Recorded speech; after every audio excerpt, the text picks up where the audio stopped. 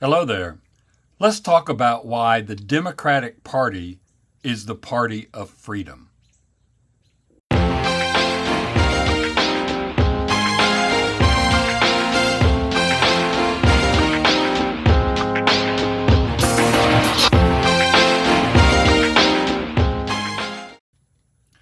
Recently, when I interviewed Dr. Rachel Bitecofer, she mentioned that the Democratic Party needs to reclaim the title of the party of freedom.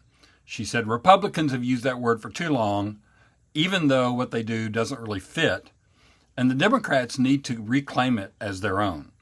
So I thought about that. And then I thought about Franklin Roosevelt, FDR, and his four freedoms that he talked about in 1941, which for a long time were sort of touchstones for Democrats. So I looked them up. I wanted to be sure I got them exactly right. So here are the four freedoms that FDR outlined as a goal for the United States and indeed for the world. In the future days, which we seek to make secure, we look forward to a world founded upon four essential human freedoms. The first is freedom of speech and expression everywhere in the world. The second is freedom of every person to worship God in his own way, everywhere in the world. Third is freedom from want, which translated into world terms means economic understandings which will secure to every nation a healthy peacetime life for its inhabitants everywhere in the world.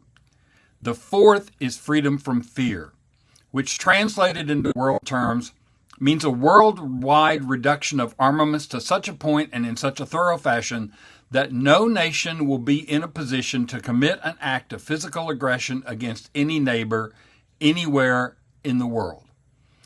This is no vision of a distant millennium. It is a definite basis for the kind of world attainable in our own time and generation.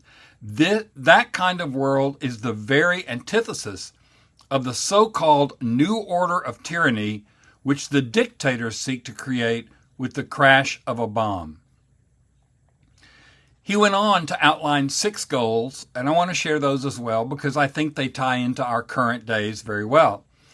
Equality of opportunity for youth and for others, jobs for those who can work, security for those who need it, the ending of special privilege for the few, the preservation of civil liberties for all, and the enjoyment of the fruits of scientific progress in a wider and constantly rising standard of living. If you think about those 4 freedoms and those 6 goals, they are the things that the Democratic Party has worked for decades. They have worked for freedom of speech. They have stood for the First Amendment regularly. They have worked for freedom of religion and freedom from religion, separation of church and state so that the government doesn't put its thumb on the scales for any particular religion or denomination or whatever. Freedom from want. Democrats are the ones who have pushed for raising the minimum wage, who have pushed for good working conditions, who have pushed for equal food and shelter across the board for people, taking care of the homeless, so on and so forth. Freedom from want. And finally, freedom from fear.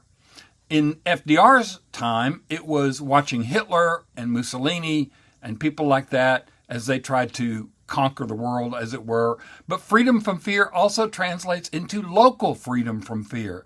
Democrats have been the ones who have said every person is valuable, every person is unique, every person is wanted and somebody we should care about, no matter their gender or their economic status or any of those things.